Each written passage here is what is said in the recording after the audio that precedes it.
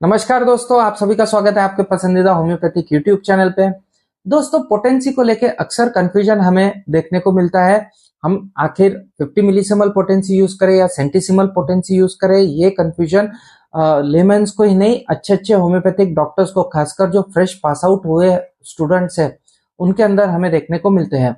इसका रीजन ये है कि उन्हें एक्चुअली हिस्ट्री पूरी तरह से पता नहीं होती है, क्योंकि जब कॉलेज में पढ़ाया जाता है तो सुपरफिशियली स्टडी की जाती है और इसके अंदर पीछे इसकी भूमिका क्या थी, क्यों 50 मिलीसिमल पोटेंसी आई है और सेंटीसिमल पोटेंसी के क्या शॉर्टकमिंग्स डॉक्टर हैनीमैन को देखने को मिली थी, इसको लेके क्या कंट्रोवर्सी है, डेसिलियंथ पोटेंसी क्या है, ये खासकर कॉलेज में हमें डिटेल में पढ़ाते हुए लेक्चर्स यूजुअली देखने को नहीं मिलते हैं। तो आज इसी कंफ्यूजन को इस वीडियो के माध्यम से क्लियर करने की कोशिश करेंगे। हर वो पहलू जो पोटेंटाइजेशन से रिलेटेड है उसे आज क्लियर करने की कोशिश करेंगे। तो वीडियो बहुत इंटरेस्टिंग होने वाला है उन सभी लोगों के लिए जो होम्योपैथी में रुचि रखते हैं, जो होम्योपैथी को पढ़ रहे हैं। तो चलिए डिटेल में इस टॉपिक को समझते हैं। वीडियो एंड तक जरूर देखिएगा।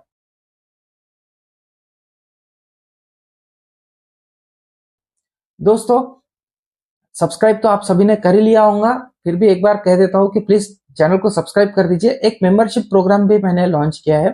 मेंबरशिप प्रोग्राम लॉन्च करने के पीछे मानस ये था कि कई कमेंट्स है जो अनरिकॉग्नाइज चले जाते हैं, तो मेंबर्स ओनली यदि रहे या मेंबर्स के जो कमेंट रहे उन्हें प्रायोरिटी से मैं रिप्लाई कर सकूं और मेंबर्स के साथ में अच्छे से हम कम्युनिटी बना सके, आपस में अच्छी तरह से जुड़ सके, इसलिए ये मेंबरशिप प्रोग्राम लॉन्च हुआ है। तो प्लीज मेंबरशिप प्रोग्राम में जरूर सब्सक्राइब कर दीजिएगा। चलिए बात करते हैं, हमारे मेन टॉपिक पे आते हैं कि आखिर ये 50 मिलीसिमल और सेंटीसिमल पोटेंसी का जो चक्कर है वो आखिर है क्या। तो 18वीं शताब्दी के अंत तक डॉक्टर सैमुअल हैनीमैन ने ये तो समझ लिया था कि एलोपैथिक दवाइयों से सप्रेशन हो रहा है, बीमारियां ठीक हो नहीं रही है, बार बार तकलीफें रोगियों के अंदर हमें देखने को मिल रही है। तब उन्होंने अध्ययन करके लॉ ऑफ सिमिलर्स को क्रैक कर लिया था, यानी सिमिलिया सिमिलिबस क्यूरेंचर। अब लॉ ऑफ सिमिलर्स के हिसाब से हेल्दी पर्सन को जो चीज देने के बाद में लक्षण हमें देखने को मिलते हैं, बीमारी में यदि वो लक्षण हमें देखने को मिलते हैं, वो चीज यदि हम रोगी को देते हैं तो वो बीमारी रोगी की ठीक होती है। ये इन्होंने क्रैक कर लिया था। लेकिन जब वो बीमार लोग उनके पास में आने लगे, तो जब वो मटेरियल डोज में वो दवा उन्हें देने लगे, तो बीमारी ठीक होने से पहले शरीर के अंदर भयंकर उथल पुथल हमें देखने को मिलती थी, तकलीफें पेशेंट की बढ़ जाती थी। इस तकलीफ का एग्रवेशन जो हमें देखने को मिलता था, इसे डॉक्टर हैनीमैन ने मेडिसिनल एग्रवेशन का नाम दिया। अब यहीं से जन्म हुआ पोटेंटाइजेशन का। इसको काउंटर करने के लिए पोटेंटाइजेशन की मेथड डॉक्टर हैनीमैन ने हम सबके सामने रखी। अब पोटेंटाइजेशन में होता क्या है, मटेरियल डोज हम कम करते हैं और डायनामिक जो पावर है, पोटेंसी है, वो दवा की हम बढ़ाते हैं। इन सिंपल शब्दों में कहे तो दवा को डाइल्यूट करने का जो प्रोसेस होता है होम्योपैथिकली, उसको हम पोटेंटाइजेशन कहते हैं। 1810 से 1843 के बीच में हैनीमैन की सोच में क्रांतिकारी बदलाव आया, जिसमें एक और पोटेंटाइजेशन की स्केल उन्होंने हमें दी और इस तरह जन्म होता है 50 मिलीसिमल पोटेंसी का। तो सेंटीसिमल पोटेंसी अर्ली डेज में डॉक्टर हैनीमैन ने एक्सप्लोर किया और एंड में हमें 50 millesimal scale 6th edition of organon के अंदर डॉक्टर हैनीमैन द्वारा इंट्रोड्यूस की हुई देखने को मिलती है। तो अब समझ लेते हैं इन दोनों स्केल्स को डिटेल में। सेंटीसिमल स्केल यानी क्या, तो ऑर्गेनॉन के 4th और 5th एडिशन में मुख्य रूप से सेंटीसिमल स्केल के बारे में ही डॉक्टर हैनीमैन डिटेल में एक्सप्लेन करते हैं। एफोरिज्म 270 के अंदर 5th एडिशन में हैनीमैन बताते हैं कि एक भाग हमें मेडिसिन का लेना है और 99 भाग हमें व्हीकल का लेना है। ये व्हीकल अल्कोहल हो सकता है, वाटर हो सकता है या शुगर ऑफ मिल्क हो सकता है। तो इसको मिलाकर इसको हम यदि सक्कस करते हैं तो इसकी पोटेंसी हमें जंप होती हुई देखने को मिलती है। तो सबसे पहले तो मदर टिंचर के फॉर्म में मेडिसिन को प्रिपेयर करने के बाद में इस तरह से हम सक्कस करते हैं। 1C, 2C, 3C हर बार एक भाग 99 भाग के साथ में मिलाने के बाद में एक एक पोटेंसी हमें बढ़ती हुई देखने को मिलती थी। इसका मेन उद्देश्य यह था कि दवा की जो टॉक्सिसिटी है उसको खत्म करके दवा की सिर्फ जो डायनामिक पावर है, जो मॉलिक्यूलर इम्प्रिंट है, वो मेडिसिन में रहे और मेडिसिन का इफेक्ट हमें मिले। ये इसके पीछे पीछे की सोच थी। और इस तरह से हमें सेंटिसिमल स्केल की शुरुआत होती हुई देखने को मिली। अब सेंटिसिमल स्केल में जो पोटेंसीज यूज होती है वो कौन कौन सी है? 30 पोटेंसी, जहां पे मेंशन नहीं होता है सी, आगे सी कंसीडर कर लेना चाहिए। तो 1x, 2x, 6x, ये डेसिमल स्केल की पोटेंसीज मानी जाती है। 30, 200, 1m, 10m, ये सब सेंटिसिमल पोटेंसीज के अंदर आने वाली मेडिसिन है। अब ये सेंटिसिमल पोटेंसी है, ये जब यूज कर रहे थे तब बहुत सारा चाओस हमें देखने को मिला, क्योंकि कई लोग ऐसे थे जो 1x, 2x में काफी अच्छे रिजल्ट्स ले रहे थे, तो काफी होम्योपैथ उस समय में लोअर पोटेंसीज यूज कर रहे थे।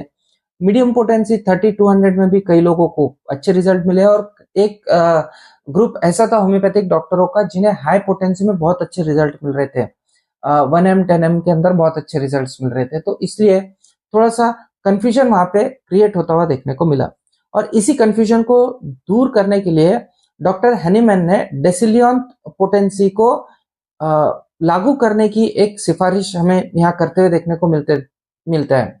डेसिलियंथ पोटेंसी यानी कि 30 potency, 30C to be specific. गणितीय रूप से ये 10 to the power 60 आते हैं, और हैनीमैन ने इसे स्टैंडर्ड पोटेंसी घोषित कर दिया था, ताकि दुनिया भर के जो होम्योपैथिक डॉक्टर्स पोटेंसी को लेकर कंफ्यूजन में रहते हैं, कंफ्यूजन क्रिएट करते हैं, वो ना करे और सिर्फ डेसिलियंथ पोटेंसी ही सबको दे। हालांकि ये बहुत ज्यादा दिनों तक नहीं रहा, क्योंकि हैनीमैन के जो स्टॉन्च फॉलोअर्स थे, खासकर डॉक्टर नैश और डॉक्टर केंट, ये हाई पोटेंसी के एडवोकेट रहे हैं, और 1m, 10m को ज्यादातर ये लोग प्रिफर करते थे। अब इसमें चुनौती ये थी कि सी पोटेंसी प्रभावी तो थी, लेकिन पुरानी बीमारियों में अक्सर पहले ये बीमारी को एग्रेवेट करते हुए हमें देखने को मिलती थी, जिससे कई बार रोगी डर जाते थे कि यार ये दवा लेंगे तो पहले तो हमारी बीमारी बढ़ जाएंगी। अब आता है हमारे 50 मिलीसिमल पोटेंसी का दौर, जो कि हैनीमैन ने उनकी उम्र के 80 के आयु में डिस्कवर किया था। जब 80 की एज में डॉक्टर हैनीमैन जर्मनी से पेरिस शिफ्ट हुए, तो उनके पास दुनिया भर से सबसे कठिन क्रॉनिक केस आने लगे। उन्होंने देखा कि सी स्केल में यानी कि सेंटिसिमल स्केल में कुछ कमियां हैं। सबसे पहले तो सेंटिसिमल स्केल में बार बार दवा को दोहराना थोड़ा सा डिफिकल्ट होता था, रिपीटेशन ऑफ डोज नहीं कर पाते थे क्योंकि एग्रेवेशन का डर रहता था, और एक बार यदि एग्रेवेशन सेंटिसिमल स्केल की मेडिसिन से आ गया तो एग्रेवेशन बहुत लंबा चलता था।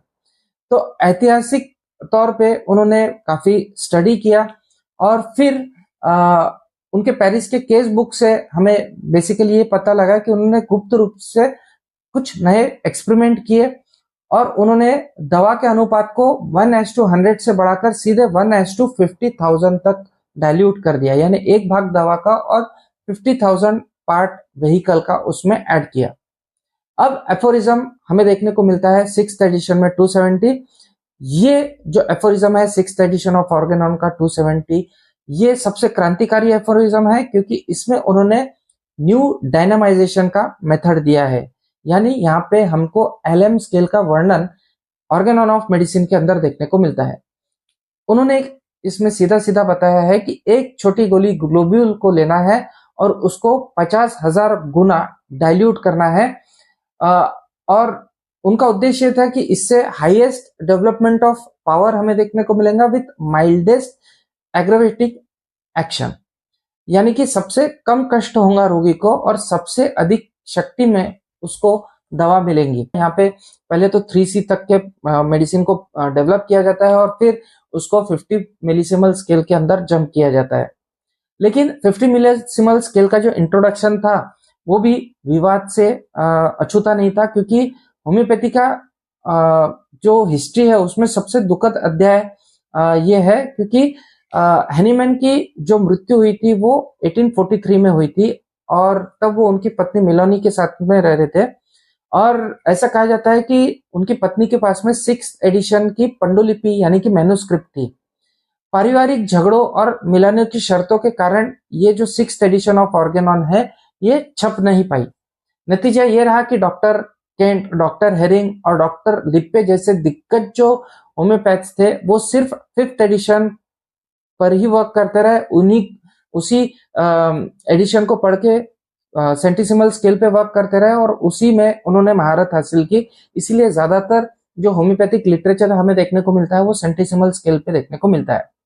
अंततः 1921 में रिचर्ड हेल ने इसे प्रकाशित किया।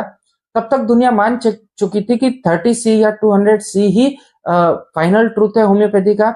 आज भी कई होम्योपैथिक डॉक्टर ऐसे हैं जो एलएम पोटेंसी को स्वीकार करने में हिचकिचाते हैं, क्योंकि यह उनके जो ऑर्थोडॉक्स टीचिंग होती है उससे अलग है।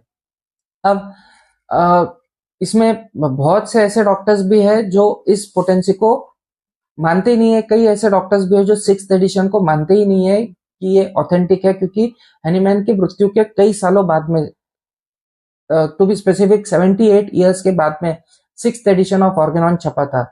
तो कई लोग ऐसे हैं जो ये नहीं मानते हैं कि हैनीमैन पूरी तरह से सेंटिसिमल स्केल को डिच करके 50 मिलीसिमल स्केल को इंट्रोड्यूस करेंगे।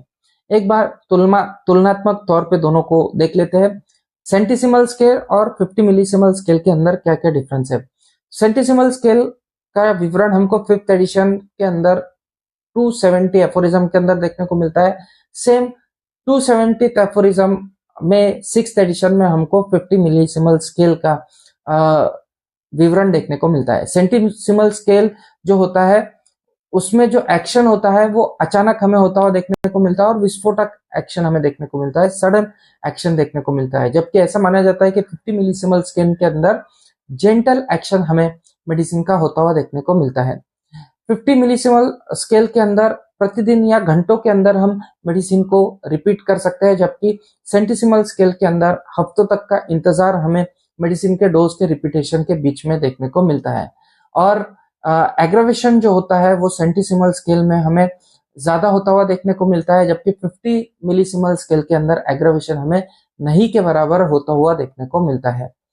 साथ ही साथ 50 मिलीसिमल स्केल अक्सर हमको ऑल्फैक्टरी या फिर लिक्विड फॉर्म में ही देते हुए आता है, जबकि सेंटिसिमल स्केल हम ग्लोब्यूल्स के फॉर्म में दे सकते हैं। अब हैनीमैन का अंतिम संदेश यह था कि सीटो टूटो एंड जुकेंडो यानी इलाज तेज, सुरक्षित और सुखद होना चाहिए। एलएम पोटेंसी इसी का शिखर है। डॉक्टर हैनीमैन कट्टरपंथी नहीं थे, वो एक्सप्लोरर थे। 30C उनकी इनिशियल डेज की खोज थी, तो एलएम उनके जीवन भर के जो अनुभव है उसका निचोड़ है। एक सच्चे होम्योपैथिक डॉक्टर को दोनों ही पोटेंसीज का ज्ञान होना चाहिए। इलाज का उच्चतम आदर्श तीव्र, कोमल और स्थायी सेहत की बहाली होती है। तो ये था हमारा आज का विषय। आशा करता हूँ आपको ये विषय पसंद आया होगा। अक्सर जो स्टूडेंट्स है वो डेसिलियन शब्द सुन के भ्रमित हो जाते हैं। इसको सुन के बिल्कुल भ्रमित नहीं होना है। ये डॉक्टर हैनीमैन का मानना था कि इस पोटेंसी के अंदर जो है मेडिसिन की मटेरियल डोज खत्म हो जाती है और उसका डायनामिक पावर ही बच जाता है। तो ये पोटेंसी यूनिवर्सली एक्सेप्ट होनी चाहिए। अनफॉर्चुनेटली कुछ कारण के चलते उस समय ये नहीं हो पाया, लेकिन ठीक है, दोनों ही पोटेंसीज अपनी जगह है। जहाँ पे एक्यूट समस्याओं में सी पोटेंसी अपना प्रभाव दिखाती है, वहीं पुरानी और जटिल बीमारी के अंदर हमको एलएम पोटेंसी रोगी को बिना कष्ट दिए ठीक करने की क्षमता रखती है। रिपीटेशन आप हर घंटे भी एलएम पोटेंसी का कर सकते हैं। हैनीमैन ने हमें औजार तो जरूर दिए हैं, अब ये हमारी होम्योपैथ्स की कुशलता पे निर्भर करते हैं कि हम किस औजार को कब चुनते हैं और कब कौन से रोगी को किस औजार से ठीक करते हैं। जय हिंद, जय भारत।